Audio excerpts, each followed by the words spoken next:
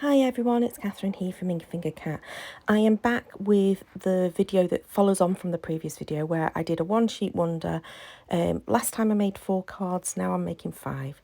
And you could see then that I sketched out my one sheet wonder in a notepad that was just under the size of a piece of A4. And then I'd cut up all the pieces, sorted it all out, and then started making the cards. So for all of them, my focal point is that beautiful hummingbird, but I coloured it in a few different ways. But to see all of that, you'll have to look at the previous video. And actually, probably your best just going and clicking to watch the whole playlist if you've not already started doing that. Because my whole intention with this series is to use a magazine kit.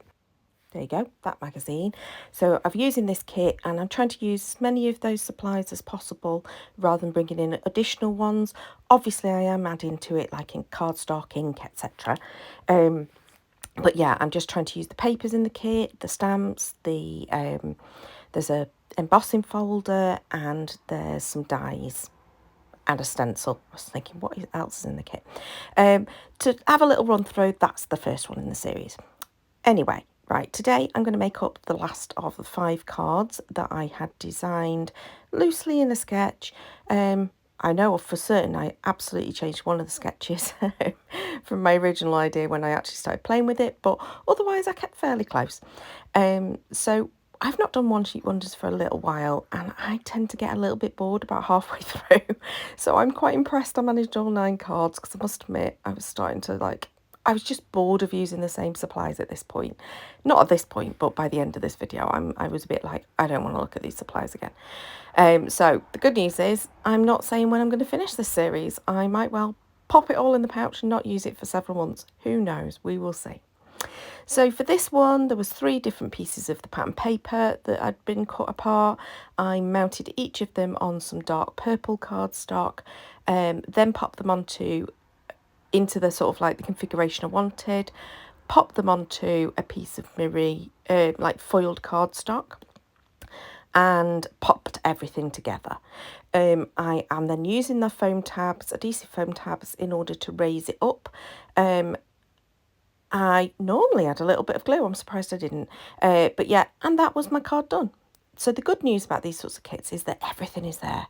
So you really don't need, and a one sheet wonder is perfect because everything's there and you just need to plonk it all together. That is basically what happens. So we're on to the next card. So this is card number 6 in this one sheet wonder. And for this, I have got a 10 centimetre by 10 centimetre square, and I have cut out the circle. You can see that to the top right of the screen. That's for another card. And so I'm using the frame of it. And this didn't quite go to plan. So my intention was to use the embossing folder on this piece of cardstock. And then I thought if I rubbed my little bit of craft ink that was on a foam applicator over the top, it would probably pick up enough of the gold, but actually it just stuck to everything. So it becomes quite a grungy looking bit of embossing. It works fine in the end, but it didn't go to plan and I had to sort of like improvise. And the second time I just rubbed lightly the Versamark over the top, and that worked a little bit better in bringing out the embossing. That was actually my first use of that embossing folder. I haven't used it on any of the previous cards and it is so cute and I'm looking forward to playing with it in a future video. Having just said that, obviously I'm a bit bored of these supplies. I think what I was bored of the supplies was I was bored of using the pattern paper, if I'm perfectly honest. I love pattern paper, but when you've got 9 of the same pattern paper cards to do, that's when I get a bit bored. So in the previous video, I had done all the stamping of the focal elements, which is these hummingbirds. Some of them I had, like this one, it was gold embossed with the messy watercolour. Some of them are stamped in VersaFine and they're coloured with pencils, and some of them are coloured with, stamped in Pro Marker and coloured with, not stamped in Pro Marker, stamped in Memento and coloured with Pro Marker. So each of the birds does look a bit different, and I have to say the whole collection of the 9 cards at the end is really, I'm really pleased with it. On to the next one. This time I thought I was going to end up using that sort of like patterned element that's on one of the cut apart pieces in the kit. I don't end up using it, so ignore that trimming part at the beginning. I also needed to reload my ATG, so instead I am using some redline tape quite often, which I do regret at times because it sticks so quickly. I don't think it's on this card, it's on another one. And so yeah, not ideal. What I will say is because the paper's quite thin, most of the sentiments I end up doing exactly what you can see here, which is just backing them with some scrap cardstock. So I tend to use my Pritt stick, glue it down, and then cut out the sentiment. It just gives it that little bit of strength and helps the paper, as I say. It's just a little bit thin, especially if you end up doing any kind of dimension, the foam tabs. I think it wouldn't stand up to the post.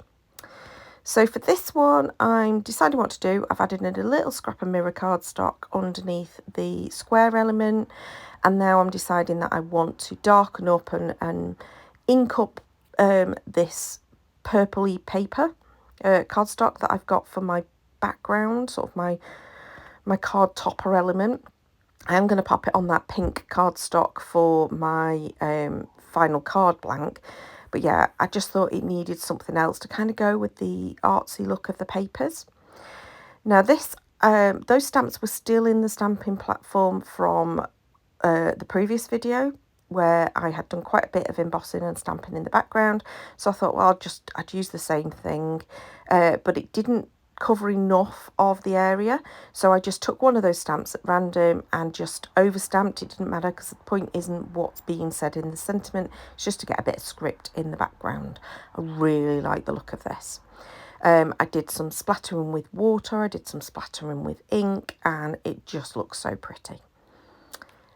Right, I am carrying on now with, here you go, this is why I backed that sentiment with a little bit of cardstock so I could layer it with the foam adhesive tabs and have it so that it was a more dimensional element. All of these adhesive foam tabs are the ones from the Kingston Crafts kit.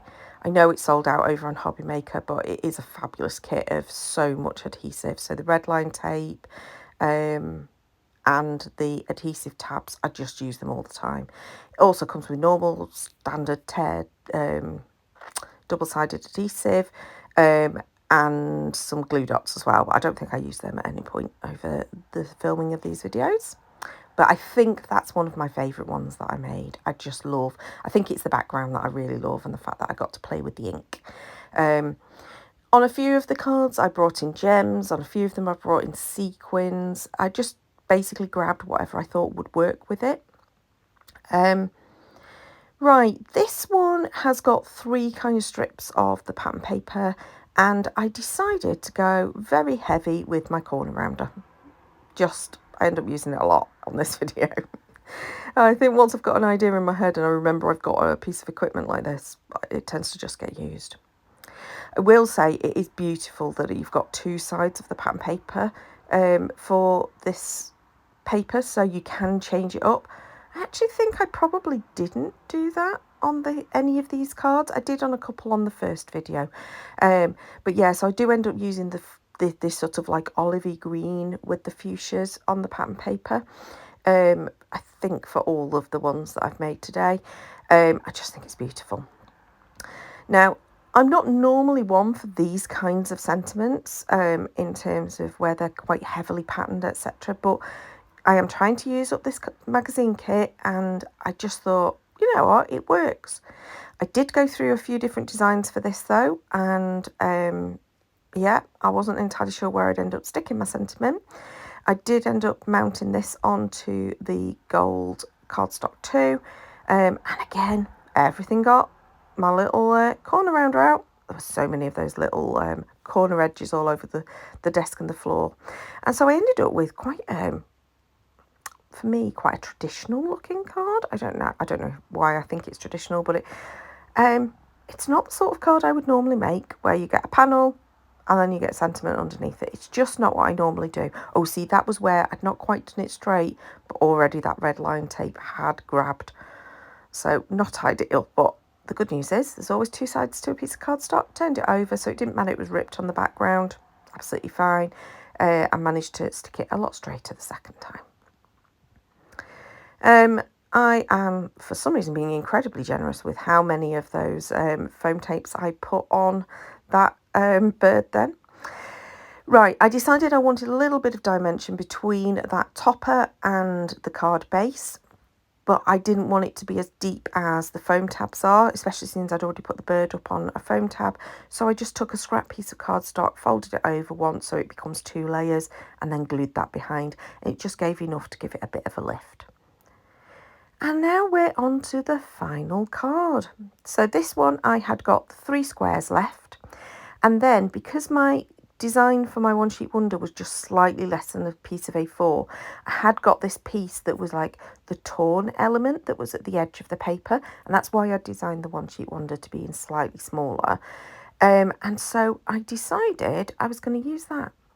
So I decided to do a little bit of this like strip going down. Originally I hadn't designed this to be like this, so it was going to be like 3 squares sort of like on a diamondy type shape, but the pattern orientation just didn't work, so I decided instead to go with the strip. And then I took this sort of like torn edge strip and I decided to mount it at either side. So I've got the gold cardstock underneath as a little edge, and then this torn cardstock to either side, and I am really happy with how that looks. I did contemplate mounting it on the green but decided not to. And then on this case, rather than matting and layering with a piece of cardstock underneath the sentiment, I decided instead to glue it directly, or adhere it directly to a piece of the gold cardstock, using that red line tape because I knew it would be so secure, and just cut that out instead. So went through a couple of different designs in my head as to how I was putting this card together. But you can see from this video, most of this is just assembly. You know, there's nothing particularly complicated. It's just about deciding on how you want the patterns to be, papers to be arranged on the page, and just go for it. I'd obviously sketched out some ideas. This one totally went off from the original idea. The others sort of pretty much stuck with the original idea. And if you want to see the One Sheet Wonder actual layout, so here it is on the screen, but pop over to my blog. It's www.inkyfingeredcat.me, and you can go and download the, save the picture, and then you can see the measurements for each of the pieces on there. More than happy for people to use it. I mean, it'd be lovely to see what you'd make with it, but, tag me either on my blog or in a comment here if you do. I'd love to see anybody that does use it. But, use, it's fine, sharing, etc. So these are the 5 cards I've made. I'm really happy with them. As I say, I think that purple one that's just off to the left is probably my favourite of the batch, this batch of 5, and that's probably my least favourite, the first one I made. But I often find when you're creating your first one, it's a bit more bog standard, and then I start to have a few thoughts about how I want to do things, and they get a little bit more complex as I go along, or a little bit more involved as I go along. I hope you've enjoyed this, and I really do encourage you to go and watch the first video where obviously there are a whole other 4 cards and you can see me putting together the stamping elements, etc. Please do subscribe if you want to see more. As I say, I'm popping all of these into a playlist, and it's just going to be a series, and I'll just come back to the pouch of supplies as I feel like it, and I'll make another video and we'll see what I do to make up the things. So please do leave me a comment below to say hi. Until next time though, bye bye.